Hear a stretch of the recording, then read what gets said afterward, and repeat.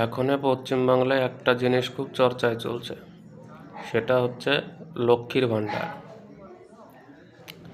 ওই নন্দীগ্রামের একটা এই যে 1.5 ইঞ্চি সাইজের মেয়ে আছে না, ওর নাম কি নষ্টামিগিরি না ভণ্ডামিগিরি না অষ্টমিগিরি, যাই হোক আর কি। তা ভণ্ডামিগিরি বলছে যে লক্ষ্মীর ভাণ্ডার না দিলে পরে ভাতে ভাত পাবে না আর কি, ভাতের হাঁড়িটা চুলোয় উঠবে না। তো বলছি ভণ্ডামিগিরি, 2 বছর আগে থেকে তো লক্ষ্মীর ভাণ্ডার দিচ্ছে, তার আগে কি তুই তোর পরিবার সোনাগাছি কাজ করে দিতি? ভাতের হাঁড়িটা কি তোর পৈতৃক সম্পত্তি দিয়ে চালাই দিতি নাকি পশ্চিমবাংলার? কথাবার্তা একটু ঠিকঠাক করে বল। এমনিতেই তো বাড়া সাইজ তোর 1.5 ইঞ্চি, কিন্তু তুই কথা কিন্তু অনেক বড় বড় বলে ফেলিস, মুখ সামলা।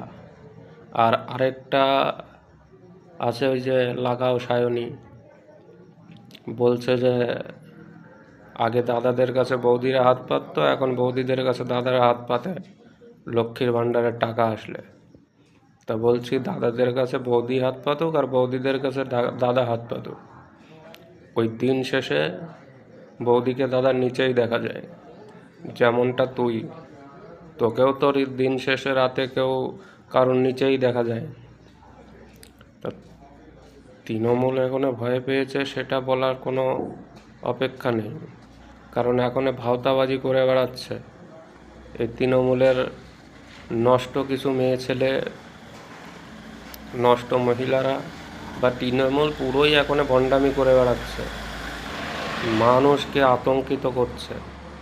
কারণ ওরা বুঝতে পেরেছে ওদের ভোট ব্যাংক, ওদের দুধের গরু সব চলে গেছে, চলে যাচ্ছে, আরও যাবে। যাই করিস না কেন 26-এ তোদের শেষ। আর বাড়া এই লক্ষ্মীর ভাণ্ডার নিয়ে এত কেন দিস তো বাড়া চুরি করার টাকা দিয়ে, পাবলিকের টাকা দিয়ে, পাবলিকের ট্যাক্সের টাকা দিয়ে, তারপরে চাল চুরি, ডাল চুরি, ত্রিপল চুরি, চোখ চুরি।